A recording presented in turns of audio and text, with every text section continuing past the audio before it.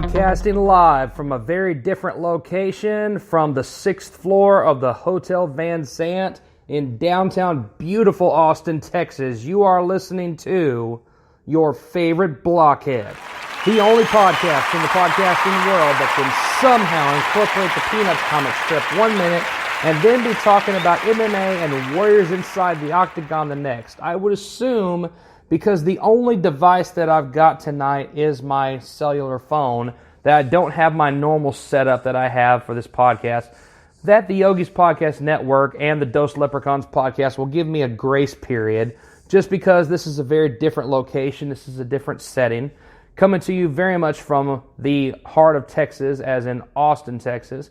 And to be honest, it's been a good visit. You know, right now Blockhead is very much in social studies overload, to say the least. It's been a great time with some great friends, with some great colleagues, very good presentations, very good convention here for the National Council for the Social Studies. It's been a good time. I will tell you that when I look at Austin, Texas, because I can see that out my window now, I can tell you it's a little bit quizzical when I look at it.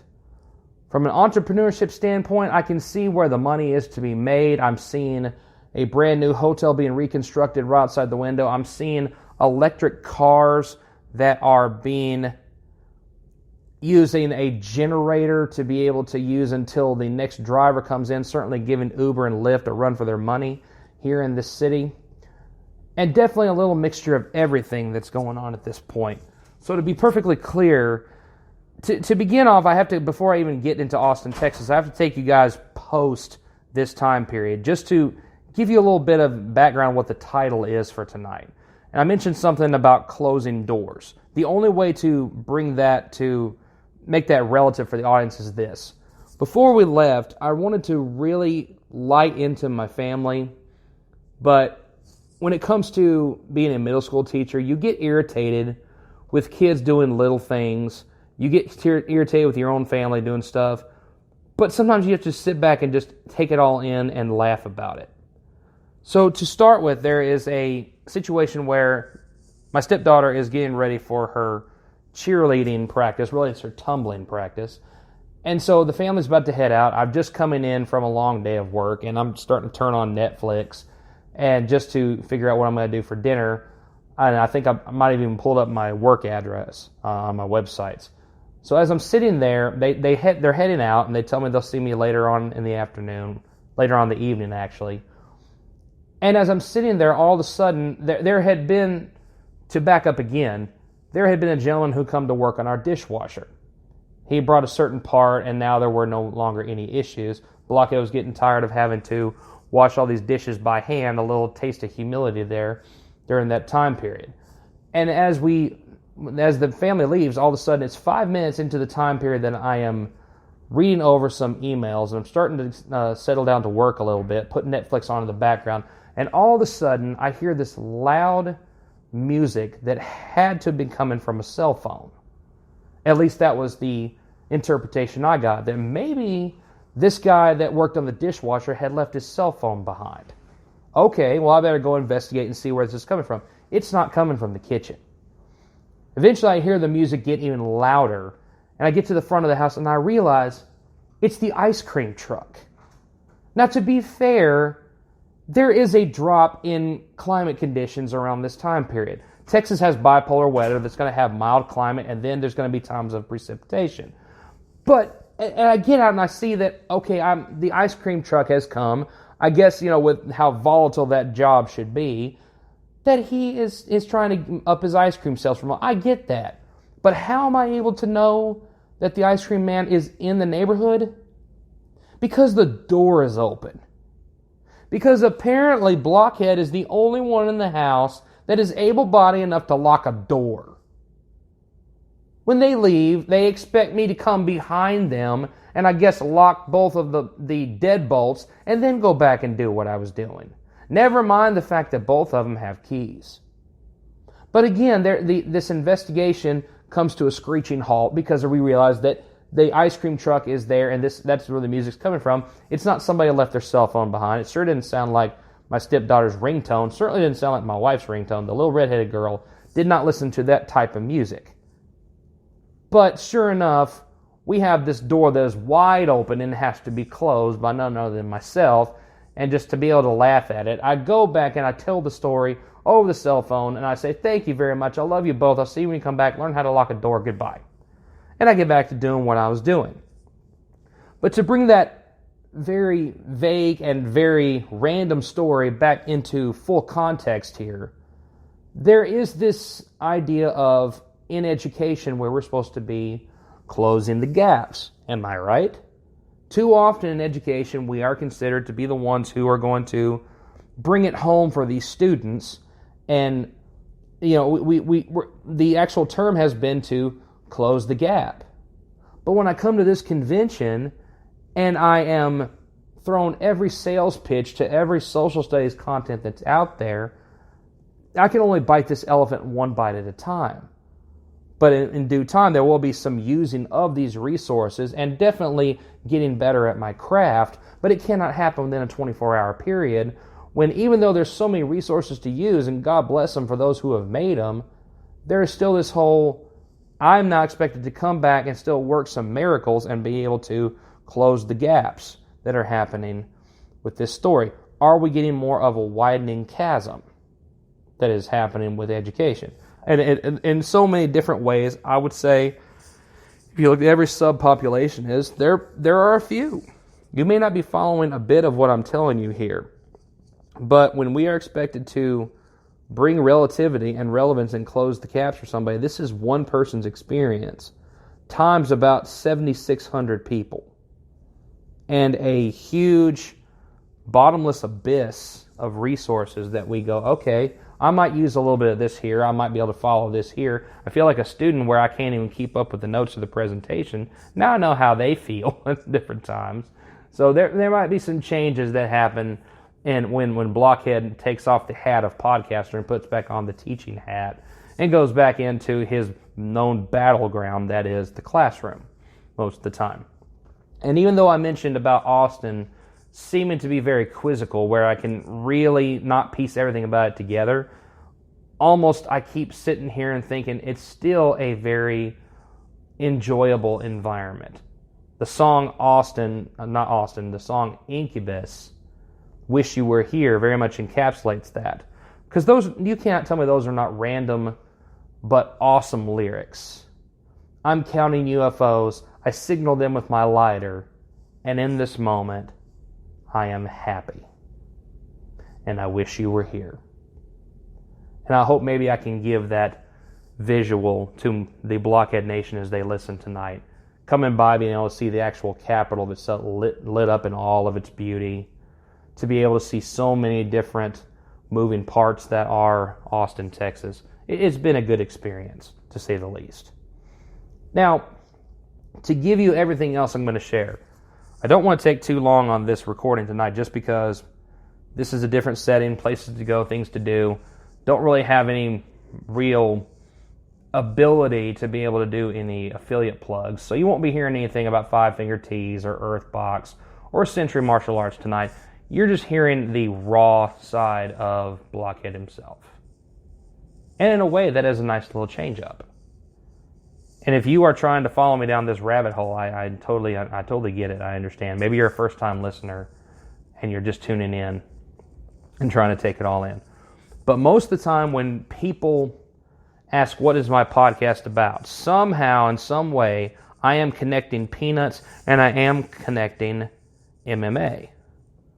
Well, if you want to figure out how Peanuts is connected to all of this, World War I allows for the alter ego for Snoopy that is the World War I flying ace. You might have seen that this year watching the Thanksgiving episode. You won't see him if you watch the Thanksgiving episode. You'll only see Snoopy having go into fisticuffs with a chair. But nonetheless, you will be seeing a lot of World War I flying ace on his Sopwith camel and finding the Red Baron. Well, I will tell you, when you look back on everything that has happened within 100 years, there is proof and there is evidence that history will repeat itself again and again. There's a wonderful article that we shared that I'm not able to pull up at the time period because Wi-Fi is a bit sketchy in the spot I'm at, about Snoopy's relevance to World War I and about the battles that they take into the air during that time period. Anybody who wants that, I can always send you the resources to it through the Facebook page, Instagram page, or anywhere you want to follow the podcast. If you want to know a little more about Snoopy and his relevance in World War I, glad to do it. But that's not the only thing that's relevant to 100 years now. We're at a centennial period with World War I, and everything in history repeats itself. Standardized testing. World War I. When you have the draft, you have to give out aptitude tests and IQ tests to see who can work the new technology in the tanks, who's going to go out and minesweep, who's going to be in the infantry. Standardized testing started 100 years ago, full scale during this time period. Lingerie. World War I. The relevance of mud. I even talked about that in one of my episodes about Spindletop, about the oil discovery, about how mud is still used to this day. Now it's a synthetic compound. But if you look at how mud and camouflage really come to the forefront during World War I, barbed wire, all these things are coming full circle. History is repeating itself. Just something to chew on a little bit. This is the war that cannot be forgotten, that put everything into full effect that we are still feeling to this day. All the way from our involvement to the Treaty of Versailles. There might need to be a lot more that are discussed on this show about World War I, not just how Snoopy represents it against the Red Baron. That will come full circle many times during this. So definitely wanted to get that out there and share that with you. So YFB is going to keep it clean, but you, the Blockhead Nation, y'all can cuss and discuss all you want to and see how much relevancy World War I still has 100 years later. Again, if you look for the pattern, it's full circle. And another thing that I have to get in there is always talk about my interpretations of what's going on in the world of MMA. So I look into a quick article that comes over Low Kick MMA. I think I went back to Bloody Elbow like I normally do. I haven't really had a chance to look at The Athletic. There are a couple of good podcasts on The Athletic and good articles that really can bring some relevance to what's going on in MMA today. But what I can tell you that I continue to get aggravated about is the direction that it has gone with money making. And not to mention this article I'm talking about in particular, there's another one about Dana White taking a picture with Floyd Mayweather and about a predicted event.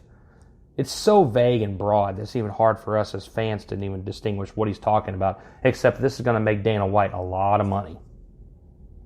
The owner of the UFC, by the way, just in case you are not following who I'm discussing. It's just for those who don't know. Those that have been following the Blockhead Nation for a while, I haven't really vented how I feel about Dana White, but I am going to say something that I believe should be a change that happens in his office. It has been mentioned many times in his office that there is a picture of Forrest Griffin and Stephen Bonner in the first Ultimate Fighter, both of those guys fighting it out for a contract. And yes, at the end of the night, both of them do get one. That picture is up in his office. Why? To remind him of where the company was up until that point and what direction they are heading. We study history to see how we got to current day and to figure out what direction we are heading in the future. And maybe if we decide to make some type of a graphic diagram, maybe if we connect it from that picture, maybe we should go ahead and add about 3 more to make this a 4 square in Dana White's wall behind his desk. Let's add 3 of them right now.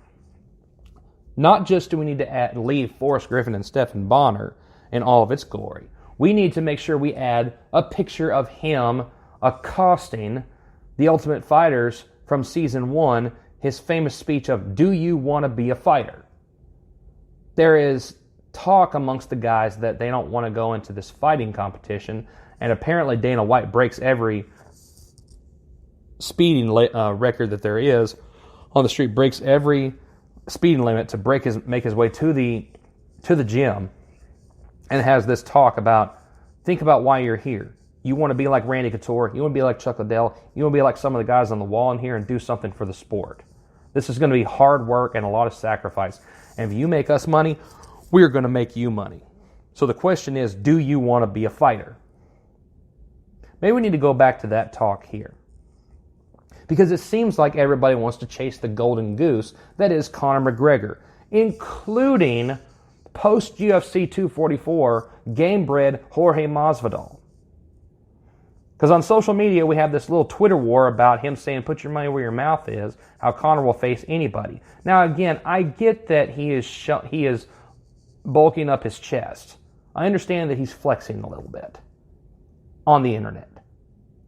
But my question goes back to not necessarily do you want to be a fighter. We've had Jorge Masvidal and so many of these talented guys prove it. My question is, do you want to be the best? There's no denying that Jorge Masvidal is the number one contender. Forget the gimmick that is the BMF title, because that fell through with a doctor stoppage that nobody can predict. He is officially the number one contender for the welterweight championship.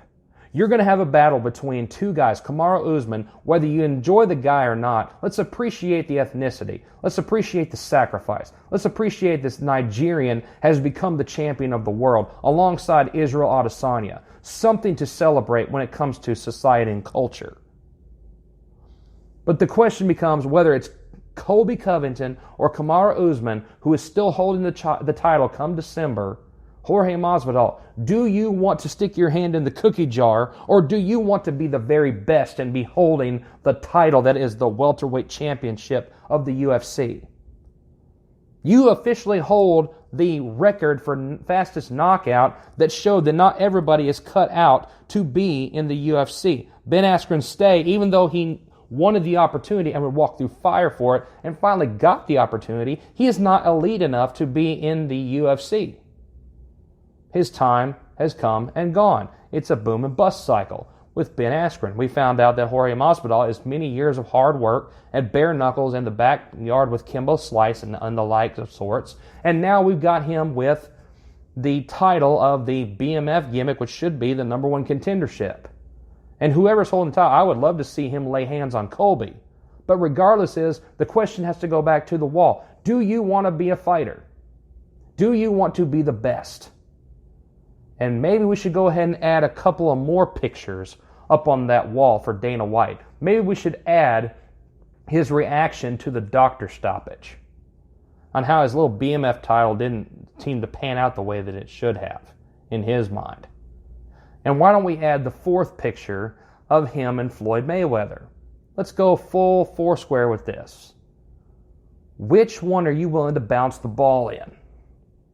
Do you want to be the very best? Is this about going after the gold rush that is Conor McGregor or anybody else with fandom standard for that matter? Or do we want to be the best and bring back the validity of actual titles like the welterweight championship, like the middleweight championship of the world that Israel Adesanya holds, that Anderson Silva and George St. Pierre once held as well? Do we want to go back to the light heavyweight championship where John Jones and Dominic Reyes is official for February? Can we bring back the legitimacy of the title holders? Or are we widening the chasm even more as we continue to chase the golden goose? I'll leave that for you to cuss and discuss tonight. It looks like we got some guys there waiting on me. I've got a grilled cheese and brisket that is on one of the strips that are here on Austin that is calling my name, and I will tell you, there was another place that we got a chance to go and eat such wonderful cuisine, being able to embrace what has to be my favorite food, particularly in this world, which would be comfort food, which would be soul food. To be able to sit back and have chicken and waffles and be able to have blues riffs in the background, Blockhead is more than satisfied. He's gotten that off of his chest. He has shared with you the story of the door that needs to be closed. Apparently, I didn't make sure that I always go back and double check my own family and not get onto my middle school kids so much who have more things they worry about But nonetheless, that's one less headache to get all this out and to be able to share with you a small little segment from the heart of Texas that is Austin. And they're keeping it weird, and YFB is keeping it real. And we will see you guys next time. Same blockhead time, same blockhead channel, and that is the way the cookie crumbles.